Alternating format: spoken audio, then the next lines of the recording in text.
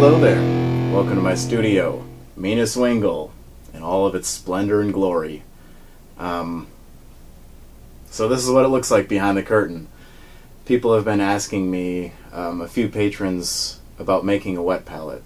So I am taking this chance to make a video on the wet palette, but I also wanted to add some additional information about my setup, what the studio looks like, some general theories, philosophies, and bad jokes about how all this comes together. So let's dig in. Let's dominate the art space. And the first tool of domination, a wet palette. This is very handy. It was a game changer for me. The key word there is wet. Not moist, not a damp palette. Wet. The sponge is something that I cut out of a Chessex case. But you want to make sure that that sponge is very well saturated. Lush, some people may say.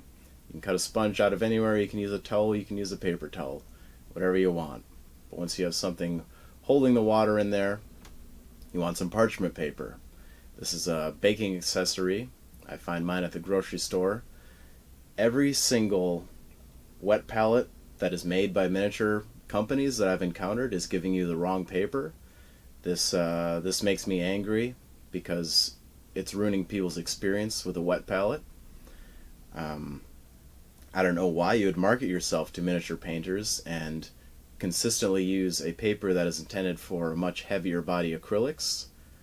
I guess that's another topic, but I can get pretty saucy about that particular subject matter.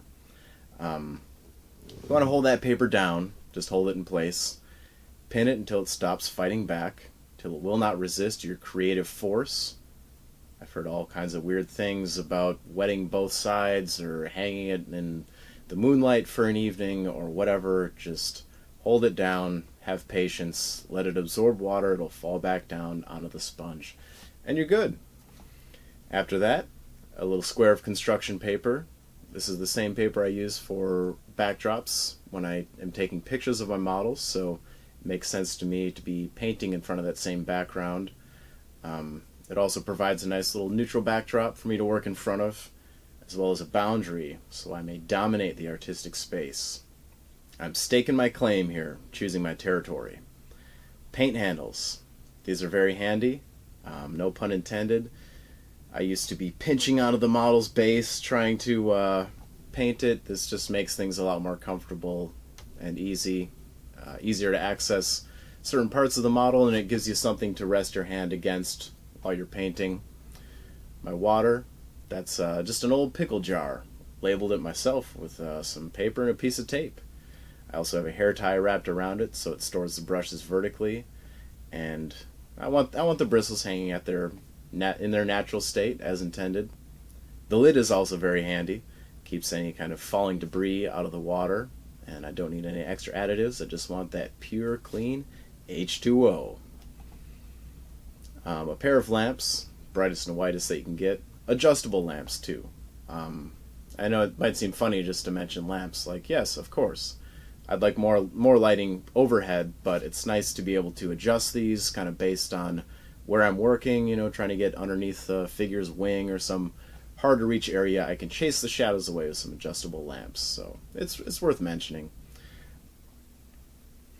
A very helpful additive that I recommend to beginner painters is a dry time extender or acrylic retardant. It goes by a couple names and brands, just like the holders, but have a spare bottle of paint that maybe you emptied out, fill it up halfway with this liquid extender and distilled water. You'll be doing mighty fine.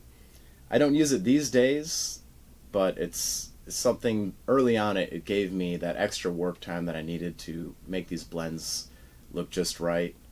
So I recommend that to beginners, and it's kind of like trucker speed. I don't use it anymore, but I still have it around just in case I want it. Shelves. Of course you want some storage, but I like these rotating spice racks or paint racks. Very handy for the amount of space it takes up and the storage that it gives me. Also, an acrylic nail polish rack. Those will be very helpful. Doesn't come out very far from the wall. It's kind of the perfect size for our little bottles of paint. yeah, outside of that, I make sure that I have plenty of space, and I try to keep a bit of this area clear because it will inevitably get filled up. Maybe I'll set a camera on top of it so I can film a video. But it's just important to have some open space. Maybe there's kind of a feng shui philosophy going on here, but it comes in handy just to not have every area of your workspace completely dedicated to clutter. So there it is. I even have what I call the floating desk concept. This desk here doesn't actually have a place. It just moves about the room, wherever it wants to be. So, thank you for tuning into this video. This was requested by a few patrons, and it's always fun to see people's workshops and setups, all the little bits of drawers and everything. Love a good organized office.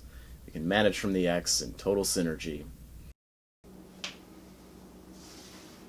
Thank you for subscribing to this channel and liking these videos. If you want even more content, please follow the link to my Patreon down below.